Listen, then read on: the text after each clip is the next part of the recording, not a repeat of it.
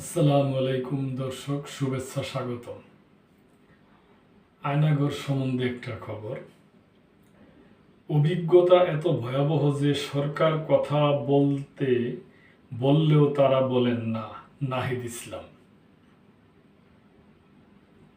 তথ্য ও সম্প্রচার উপদেষ্টা নাহিদ ইসলাম বলেন, গত 15 বছরে আয়নাঘরের ভয়াবহ অভিজ্ঞতা সহ অসংখ্য নিপীড়নের ভয়াবহ গল্প আছে।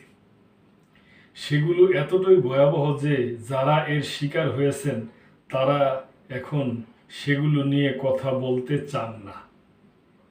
তিনি বলেন, সরকার এই বিষয়ে কথা বলতে তাদের বারবার অনুরোধ করছে, তারপরও তারা বলতে চান না। এতটাই ভয়াবহ অভিজ্ঞতা ছিল তাদের। দর্শক, এটা খুবই একটা ব্যাপার যে এরকম নির্যাতন হয়েছে, এরকমই হয়েছে। হয়তো তারা এখন এটা ভাবে যে যদি আমরা বলি, যদি এরকম আরেকবার যদি এরকম হয়ে যায় কিংবা কোন সমস্যায় কিংবা কোনো ষড়যন্ত্রের মধ্যে পড়ে যায় কিনা।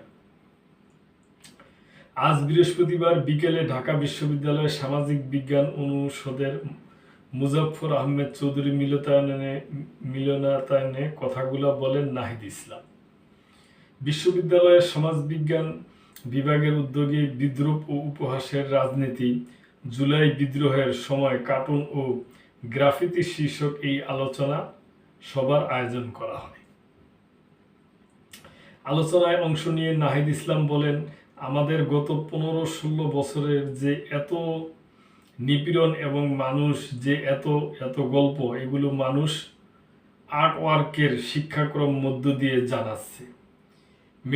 মেইন স্ট্রিম মূলধারার পত্রিকাগুলোতেও কিন্তু তখন কার্টুন আঁকা বন্ধ হয়ে গিয়েছিল। এ সময় নিজের আয়না ঘরে থাকার অভিজ্ঞতা বর্ণনা করেন এই উপদেষ্টা। তিনি বলেন, আয়নাঘর যেখানে মানুষকে গুম করা হতো, আমারও আয়নাঘরের অভিজ্ঞতা হয়েছিল, সেখানে 24 ঘন্টা থাকার। আমি থেকেছি সেই রুমে এবং দেখেছি দেয়ালে তাদের লেখা, যারা দীর্ঘদিন ধরে সেখানে বন্দী ছিলেন। খুবই নির্মমতা। শিল্পীরা যদি তাদের শিল্পকর্মের মাধ্যমে নিপীড়নের বিষয়গুলো নিয়ে আসেন তাদের অভিজ্ঞতা থেকে, মানুষের অভিজ্ঞতা থেকে, তাহলে বিগত রেজিমটা আওয়ামী লীগের শাসনামল আরও ভালোভাবে বোঝা যাবে বলে উল্লেখ করেন নাহিদ ইসলাম। তিনি বলেন, আমাদের আন্দোলনটা আসলে দেওয়াল লিখন এবং আর্টওয়ার্কের শিক্ষাকর্মের মাধ্যমে বলতে চাই। এগুলোর উপাদান আমরা সেখানে পাব। নাহিদ ইসলাম আরও বলেন, আয়নাঘর, গুম এসব বিষয় নিয়ে আগে কেউ কথা বলতে পারতেন না। তিনি বলেন, গুম কমিশনে প্রায় 1006 শতাধিক আবেদন করা হয়েছে। এই সংখ্যা বেড়ে 5000 হতে পারে। গত 15-16 বছরে 5000 মানুষের গুমের অভিজ্ঞতা হয়েছে। আলোচনা সভায় মূল প্রবন্ধ পাঠ করেন ঢাকা বিশ্ববিদ্যালয়ের সমাজ বিজ্ঞানের সহযোগী অধ্যাপক সামিনা লুৎফা। তিনি ছাত্র জনতার আন্দোলনে দেওয়াল লিখন, ভাষা ও সামাজিক যোগাযোগ মাধ্যমের ব্যবহার কিভাবে আন্দোলনকে বিস্ফোরিত করেছে তার তাত্ত্বিক ব্যাখ্যা উপস্থাপন করেন। জাতীয় বিশ্ববিদ্যালয়ের উপাচার্য ASM আমানুল্লাহ বলেন, আন্দোলনের সময় কয়েকদিন আগেও যারা আমাদের ছেলেদের মেরেছে লাঠি দিয়ে, আওয়ামী লীগের এমন লোকের প্রমোশনের জন্য এখন তদবির করে বিএনপির লোক, তদবির করে জামাতের লোক।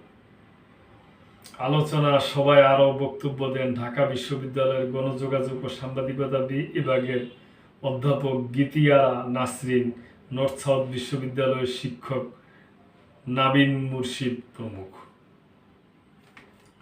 তো দর্শক, এই আয়নাঘরের যে কি ভয়াবহ একটা অবস্থা ছিল গত 15-16 বছরে, সেই যারা এটার শিকার হয়েছে ভয়াবহতার, তারা এখন এটা বর্ণনা দিতে ভয় পায় যে যদি আবারও তারা ওই কোনো এই বর্ণনা দিতে গিয়া যদি তারা কোনো আবারও সেই রকম পূর্ব কোনো অভিজ্ঞতার মাঝে পূর্ব কোনো রকম মধ্যে পড়ে যান, তাহলে কি অবস্থা হবে। তো দর্শক, আজকে এই পর্যন্তই। ভালো থাকবেন, চ্যানেলটিকে সাবস্ক্রাইব করে পাশেই থাকবেন আশা করি। আসসালামু আলাইকুম।